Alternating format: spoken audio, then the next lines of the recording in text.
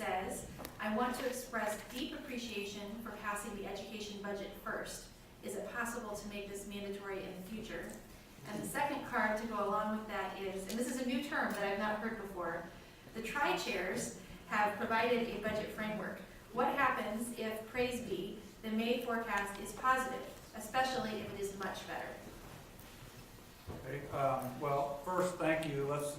And again, the short time period that I've served in the legislature, I've either introduced or supported a bill to pass the education budget by the 81st day. And so this is a first-time experience for me to get there and see that done. I wish I were sitting here in front of you saying we got it done and it was adequate. That's a little bit different story, because in the last legislative session, despite the growth in spending, total spending exceeding 20%, education got the short end of the stick there. And people say to me, well, how in the world could that happen? And sometimes I want to answer and say, somebody had a better lobbyist than the other.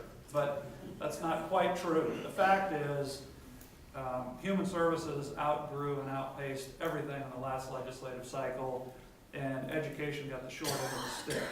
It is important to me that we pass the K through 12 budget early, because more and more and more, as I talk to people in school boards around the state of Oregon and or school superintendents, their comments to us are constantly around the idea that they begin their fiscal year on a hope and a prayer. And simply put, they start their fiscal year and we haven't even told them for sure what they can count on. So the good news out of this K through 12 budget passing early is, with certainty, they have an idea to say, we can start now and know what year one looks like.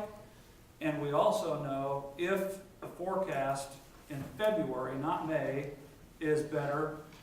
In total, the difference between the co-chair's budget and the governor's recommended budget is $123 million. It's $100 million from the Education Stability Fund, and it's $23 million that is an adjustment to the Common School Fund calculation. So there is some hope. The other piece of that is not based on May forecast, but based on February, when we come back in session in 2012, that will be the opportunity for us to look at all the other issues. And the reason I say that is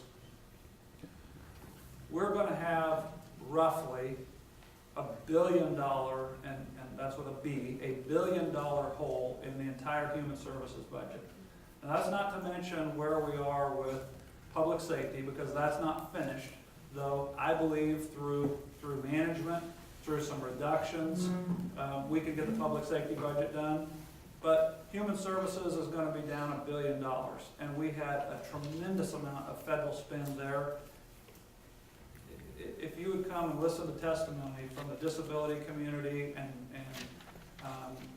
all the others, that will be the topic of conversation before we leave the building. So while I'm proud of where we are on K through 12 now, while I believe the OSAC, community college, and higher ed budgets will come out very close to or near the governor's recommended budget level, we're still going to have some huge issues to deal with.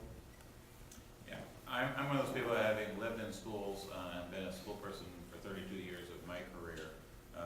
The stability portion of that, understanding what you're going to get and having an expectation that you get it the whole time is really a big thing to me. So I don't like to promise something we can't deliver on. Last session, even though our recession went on, we did deliver pretty much to schools what we had anticipated. In large part, we finished out that last part of this year's budget, the rebalance, to do that. Doing it early in this particular session made a lot of sense to me, and I was really pleased to work and make that happen. I believe, as does the co-speaker, that it's not adequate. I would like to see a little bit more, maybe $100 million out of the stability fund, but he's right when he says the big issue right now is the human services budget. And so for me, it's figuring out what we're going to do with the human services budget.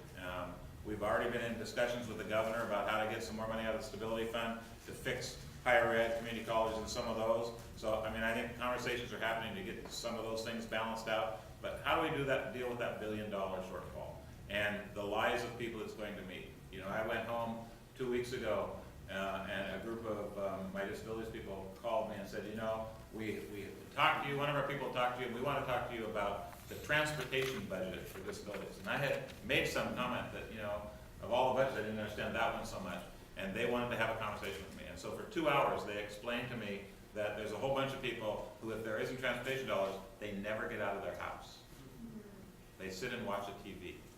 And if you want to watch depression and other kinds of problems develop from these people, and when they have transportation, they get to jobs, and they get to places where they can actually make a difference, and their whole life changes. And so, again, it's that same idea. When you really start hearing the stories from those people who really need the services that the government has to offer, it is heart-wrenching to think about a human services budget that we don't find money to fill in holes. And I think one of the people asked, what happens if it was a great moment and we got a new revenue forecast and made it bigger? Well, I'll tell you that from my perspective, most of that money is going to human services. And we've got to figure that out. I mean, that's what the co-chairs will do. But that's where the hole is right now. That's where people are going to be hurting. Oregonians are going to be suffering, and families are going to be falling apart. And if we can't figure out how to do something there, you know, I'm going to look back at the session as being a pretty difficult thing to get out of it. And in my heart, a failure to some Oregonians that really need our help. And it's when you go to some of those hearings, I would encourage you to watch some of that. We're having hearings all the time with our human services people. You watch those representatives have to sit up there and listen to these testimonies. By the time you got done, you would also be trying to figure out how you're going to find that extra money to help those people survive for the next